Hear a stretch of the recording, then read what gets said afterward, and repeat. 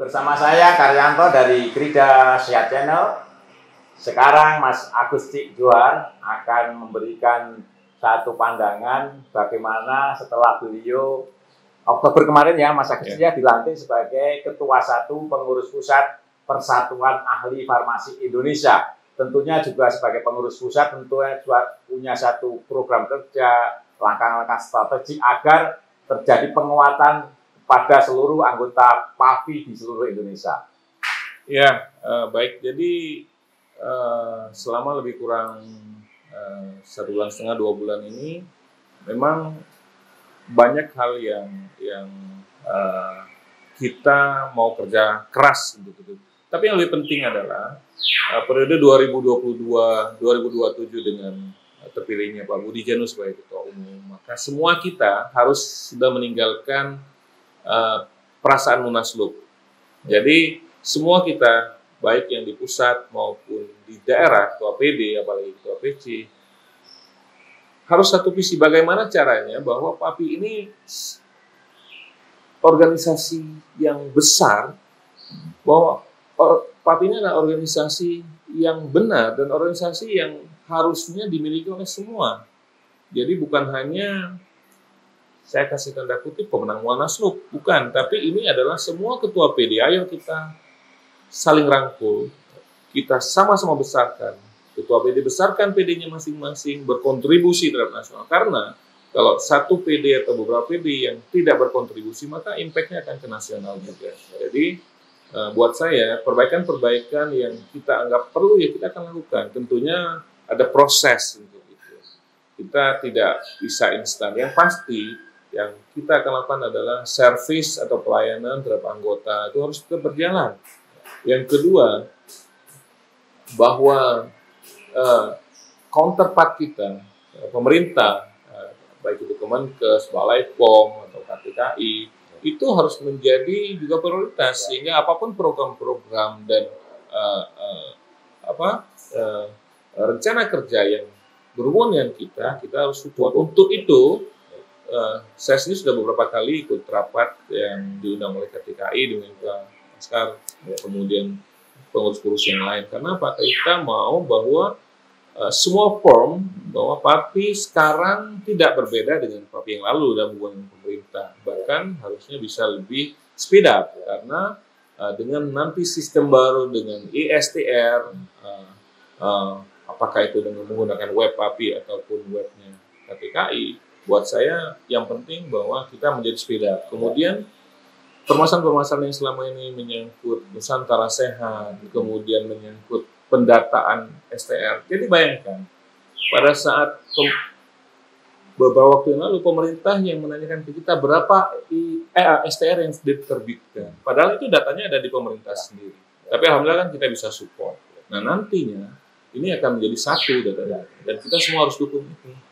Jadi saya sangat yakin timnya Pak Budi di PP dan semua PD, ketua PD dan para pengurusnya akan bersatu padu untuk membuat PAVI makin besar dan makin dilihat oleh semua orang.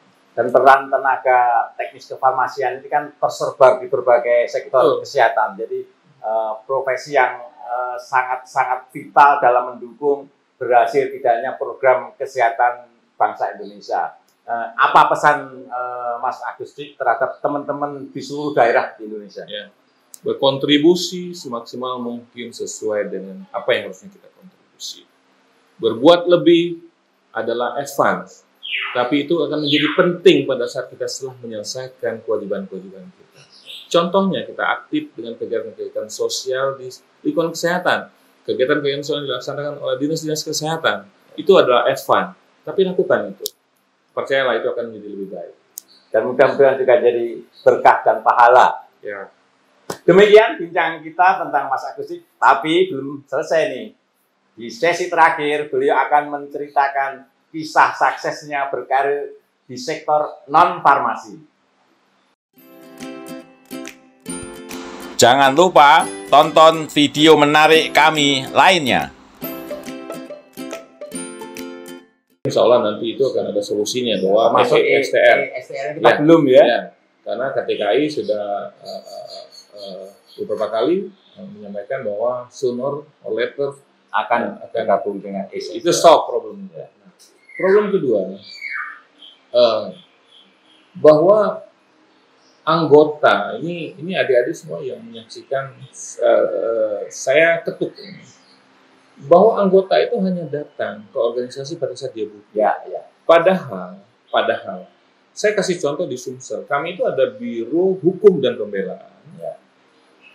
Adik-adik itu tidak perlu kalau aktif dan bila ada permasalahan itu dengan gampang kita akan bantu. Asal permasalahan itu bukan pidana ya, itu yang menyangkut kontrak yang tidak sesuai. Jadi si kerjasama dengan perusahaan. Iya, dengan perusahaan. Karena itu kita berkali-kali hadapi ya. Terus mau pindah nggak bisa karena STR ditahan oleh salah satu karena dianggap dulu waktu ngurus STR saya yang bayarin gitu. Ya. Nah, hal-hal seperti itu organisasi lah yang urus. Jadi jangan sampai ini, saya yakin semua di seluruh Indonesia adik-adik para anggota itu datang pada saat perlu saja. Padahal harusnya lebih dari itu. Gitu. Nah, jadi aktiflah, datang, komunikasi. Kalau bukan mau ya, harus jadi pengurus, berkontribusi, sehingga pada saatnya adik-adik butuh, semua akan gampang. Jangan datang bawa solusi tapi tidak mau aktif di organisasi. Betul. Luar biasa. Ya. Demikian rekan-rekan PAVI di seluruh Indonesia. Tentunya sesi berikutnya Mas Agustik Johar akan menyampaikan bagaimana strategi pengurus pusat menghadapi era digital ini, dan kebetulan beliau diberi amanah sebagai Ketua 1 Pengurus Pusat Persatuan Ahli Farmasi Indonesia. Agar channel ini terus menghadir di rekan-rekan PAVI di seluruh Indonesia, jangan lupa like, komen, share, dan subscribe.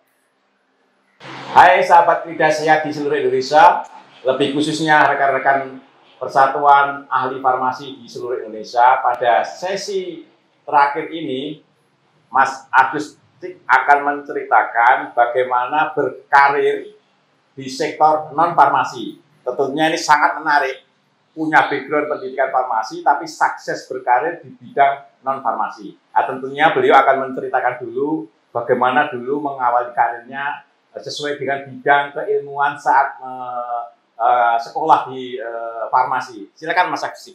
Oke, saya mulai tahun 89. Saya belum lulus kuliah, tapi saya sudah mulai bekerja di Tanabe Abadi. Perusahaan farmasi Tanabe Abadi PMA Jepang. Jepang ya. Sebagai apa Mas? Waktu itu saya sebagai manajemen training untuk jadi medrep. Oh, jadi apa itu mendidik teman-teman yang mau dialokasikan untuk bekerja sebagai medrep ya? Nah, jadi mereka seleksi, saya termasuk ikut. Lalu ada kesempatan saya masuk ke Sandoz Biokemi Pharma Indonesia. Kalau Sandoz PMA dari Swiss. Kemudian saya masuk dan alhamdulillah dalam waktu singkat saya ada kesempatan untuk berkarir di sana. Jadi berapa lama di Sandoz Mas? Saya masuk tahun 90 bulan Maret sampai bulan Juni tahun 95. Itu posisi terakhir saya adalah Regional Sales Manager di Jawa Barat. Di Jawa Barat. Sales Manager. Regional Sales Manager. Regional Sales Manager di Jawa. Itu prestasi yang cepat menurut saya itu. Iya, umur saya sampai 5 tahun. Sampai 5 tahun. Umur saya juga belum 30. Ya, alhamdulillah Allah kasih jalan mudah. Kemudian saya ada kesempatan bekerja di salah satu perusahaan non farmasi. Jadi setelah dari Sandoz, ya, berpindah ke non farmasi ya. Jadi setelah 95 ya. 97 saya jadi kalau titelnya sih country manager, tapi sebenarnya lebih ke sales dan marketingnya saja, non farmasi. Dan luckily 98 itu Krismon, banyak bule-bule pada pulang dan saya alhamdulillah mendapatkan posisi yang lebih baik karena ekspatriat yang pulang ke ditarik. Mas Agustik naik. Jadi posisi. Kalau saya mau cerita sebetulnya teman-teman, adik-adik, jangan pernah nyaman dengan posisi saat ini. Jadi comfort zone itu hanya untuk para pemilik usaha. Ya. kalau kita sebagai pekerja profesional, jangan pernah ada di area comfort zone. Jadi artinya apa? Artinya harus lebih dong, ya. Bukan hanya uang ya, bukan hanya take home pay, bukan hanya gaji, tapi kita bicara tentang kesempatan untuk dengan tantangan. Karena at the end yang akan memacu adrenalin kita untuk berbuat lebih itu adalah tantangannya. Ya. Jadi tadi saya sampaikan gitu, saya masuk di PD Sumsel, terlalu banyak masalah itu bagi saya ada tantangan. Ya. Sama, pada saat saya bekerja di tempat baru, itu ada pertama tantangan menyesuaikan diri. Ya. Yang kedua, terhadap lingkungan, terhadap pekerjaan. Kedua, tentang pekerjaan sendiri. Karena saya pindah dari ranah sales dan marketing, saya pindah ke pabrik. Ya. Saya mengelola supply chain. Ya. Mulai dari planning, pengadaan, production, warehousing, transportasi, distribusi. Jadi kalau kita bicara supply chain, saya pernah handle dari mulai planning sampai barang sampai ke tangan konsumen. Nah ini kan field yang sangat berbeda. Tapi itulah tantangannya. Jadi sukalah dengan tantangan. Saya berkarir secara profesional. Saya pensiun tahun lalu. Tapi saya mendapat kesempatan sebagai komisaris di tempat yang sama. Lalu saya sambil istirahat meneruskan usaha yang setelah saya rintis. Jadi saya sudah merintis usaha sejak 2004. Apa aja itu usahanya, Mas? Jadi waktu 2004 itu karena orang tua usahanya tracking ya, mobil. Jadi saya tertariknya di situ, Pak. Jadi saya punya modal, saya titip lah, saya beli mobil truk 3, saya titip. Lalu tahun 2010 kita mulai bisnis resto. Waktu itu saya sempat punya beberapa resto. Kalau restonya apakah karena dari Palembang, apa juga masakan Palembang atau masakan apa? Internasional. Oh, international food. Jadi termasuk kita buka di Jatiluhur cukup besar, kemudian di Bekasi sini, di Jakarta, di Palembang tentunya kan. Lalu ada kesempatan project tol, kita dan teman-teman masuk ke usaha konstruksi.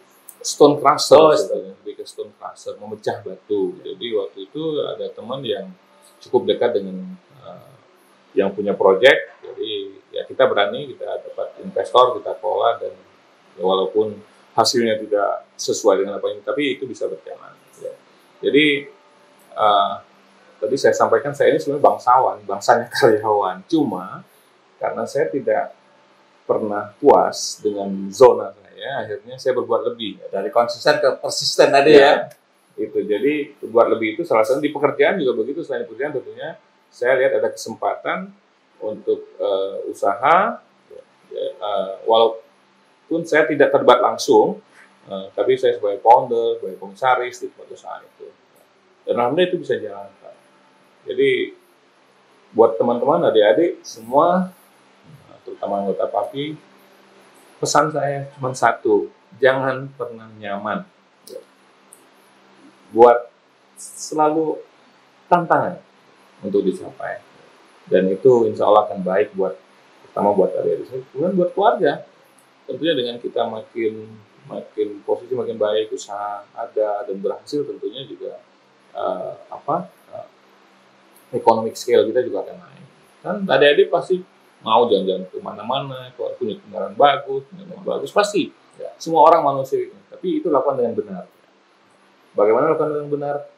Tantangan, bukan dengan cheating. Ya. Kalau ini Mas Agus, apakah background kefarmasiannya, kulturnya, kan ilmu farmasi itu kan strict ya, karena memang eksakta ya, nggak boleh salah dosis, nggak boleh salah meramu, nggak boleh memberikan atau takaran yang berbeda terhadap sebuah resep yang sudah ditetapkan, sehingga itu kultur kan. Apakah itu memberi warna setelah berkarir di non farmasi? Pasti. Seperti apa contohnya? Jadi gini, kita didik pertama kerja keras, Pak. Tidak gampang menyerah. Ya.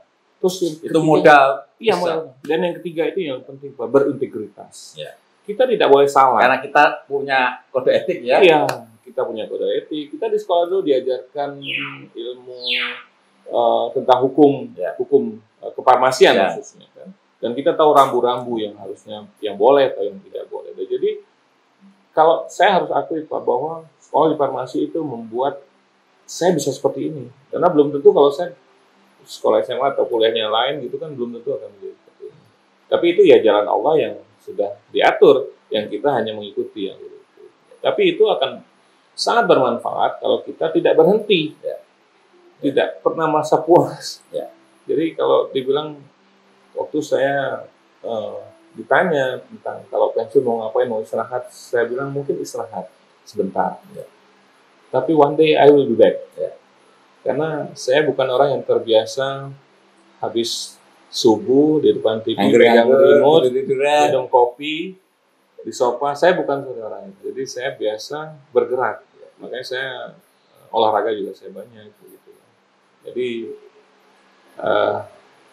penting buat kita walaupun kita bertambah matang, bertambah usia, tapi tantangan harus selalu ada. Jadi pengalaman kerja di perusahaan farmasi, kemudian kultur pekerjaan di kefarmasian itu juga bisa memberikan nilai tambah saat kita bekerja di luar non-farmasi ya? Karena pernah saya disyaratkan, jadi salah satu requirement untuk posisi tertentu itu pernah bekerja di farmasi. Dan itu sempat saya pertanyakan. Kenapa? Karena dulu perusahaannya tidak dikasih tahu perusahaan apa, Pak. Loh kok ada? Syaratnya harus bukan perusahaan, diutamakan. Diutamakan punya background pekerjaan di farmasi. Nah, jadi waktu saya tanya dijawab, itu user kita yang minta. Kami tidak tahu alasannya apa. Karena usernya minta ya kita cantumkan sebagai persyaratan. Dan itu membuat saya jadi advance. Karena dari sekian banyak yang interview ternyata mereka pilih saya karena pernah di farmasi. Gitu. Kalau selama jadi entrepreneur pernah gagal nggak sih? Kalau boleh diceritain? Banyak. Misalkan apa? Saya buka resto di kompleks ini, di Kemang Pratama sini cukup besar. Restonya saya bikin modern, modalnya cukup banyak, tapi cuma 6 bulan. Apa waktu itu case-nya? Saya harus akui, saya salah konsep. Jadi konsepnya salah ya? Iya, konsepnya salah. Karena waktu itu kita buat resto tempat nongkrong. Saya masih berpikir, karena waktu itu saya sukses di Palembang, saya sukses di Jatiluhur. Jadi saya konsep dari dua tempat itu dibawa ke sini. Saya adopsi di sini, saya bikin tempat nongkrong. Cuma saya bedakan bahwa tempat nongkrong khusus Sabtu Minggu kita ada live Formula One atau video-video tentang Formula One. Jadi saya anggap kelas orang-orang Kemang Pratama ini kan kelasnya bukan kelas sepak bola, gitu ya. Tapi ternyata saya salah konsep. Karena apa? Kalau bagi orang yang later on saya ketahui bahwa saya sadar bahwa kalau kita kerja di Jakarta, usaha di Jakarta, balik sini ya udah tinggal istirahat. Ngapain lagi nongkrong? Karena yang datang akhirnya anak-anak. Place-nya ya, nggak tempatnya.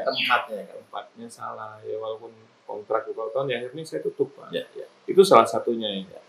Salah duanya banyak, Pak. Tapi buat saya, karena saya percaya Allah itu sudah atur gitu ya, bahwa kita mulai dari tidak ada menjadi ada. Jadi suatu saat juga itu menjadi tidak ada juga ya itu takdirnya. Tapi tentunya untuk kita untuk menjadi tidak ada atau menjadi ada itu kan ada proses. Nah, proses itulah yang harus kita maksimalkan. Kalau kita mengakui prosesnya salah, ya hasilnya bisa jadi salah ya. Tapi ada evaluasi sebelum menjudge bahwa ini salah, termasuklah kita tutup karena memang secara konsep salah, terus saya mesti robah keluar biaya lebih banyak, akhirnya lebih mudah bagi saya dan lebih ekonomis kalau saya close. Dan saya bisa manfaatkan peralatan perlengkapan karena kita buat studio Pak, termasuk sound system bagus segala macam. Pesan terakhir untuk teman-teman anggota PAVI di seluruh Indonesia kalau ingin terjun ke entrepreneur itu apa sih yang kalau ada panduan singkatnya biar tingkat kegagalannya itu semakin kecil? Pertama, bila ada kesempatan, lakukan di waktu yang terdepan. Jangan pernah jadi follower kalau kita kecil. Artinya apa? Kalau kita tidak bisa atau tidak mampu membuat trendsetter, kan pilihannya menjadi follower. Tapi kalau untuk jadi follower, maka jadilah follower yang besar. Tapi kalau tahu, mending tidak. Tapi bila mau terjun, ya kalau saya sih terus terang saya akan pilih yang orang lain tidak punya. Diferensiasi. Ya, contohnya waktu kita buat resto di Palembang, itu kita pelajari tidak ada resto nongkrong yang seperti itu. Akhirnya kita buat, dan itu ramai sekali. Sekarang masih eksis. Sekarang masih eksis. Alhamdulillah dari 2012 sampai sekarang kita masih bertahan. Nama restonya apa? Nggak apa-apa sedikit promosi. Basing lah, tapi lagi tutup sekarang. Kita lagi renov. Baik, sangat menarik konsep, strategi, pandangan, dan juga tentunya motivasi untuk rekan-rekan di seluruh Indonesia, khususnya rekan-rekan Persatuan Ahli Farmasi Indonesia. Tentunya Krida Sehat akan hadir di tengah-tengah kita, dan terus dukung channel Krida Sehat dengan like, comment, share, dan subscribe.